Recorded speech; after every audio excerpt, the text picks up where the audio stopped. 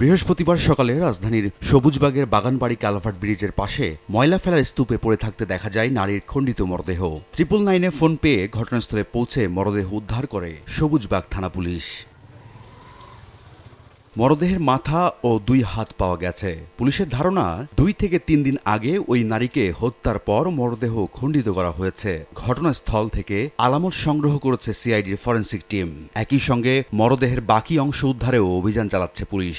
মাথাটা ওপেন ছিল, ওটা কভার্ড ছিল না, হাতটা একটা পলি প্যাকে বাঁধা ছিল। আমরা ধারণা করছি যে অজ্ঞাত কোনো স্থানে হত্যাকাণ্ডটা ঘটিয়ে হয়তো বা লাশ ফেলছে। আমরা এখন পর্যন্ত শনাক্ত করতে পারি নাই। আমাদের যেটা ম্যানুয়ালি এবং আমরা এক্সপার্টের মাধ্যমে আমাদের যে সিআইডি আছে, পিবিআই আছে, প্লাস আমাদের সিস্টেম অ্যানালিস্ট আছে ডিএমপির, আমরা এই 3 মাধ্যমেই চেষ্টা করতেছি শনাক্ত করার জন্য। এই ঘটনার পর আতঙ্ক ছড়িয়ে পড়েছে স্থানীয়দের মধ্যে।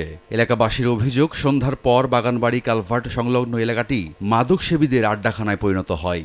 অবৈধ কাজ হয় এইখানে, এই জায়গাটার ভিতরে বেশিরভাগ হয়, কিন্তু আমরা তো এখন আতঙ্কের ভিতরেই আছি। সুস্থ তদন্ত করে অপরাধীকে গ্রেফতার করার জন্য, আইনের আওতা আনার জন্য জোর দাবি জানাচ্ছি। এখানে মাদকের আড্ডা হয়, প্লাস নারীও দেখি আনাগোনা থাকে।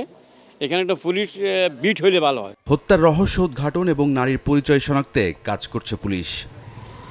রাইদুল ইসলাম শুভ, সময় সংবাদ, ঢাকা।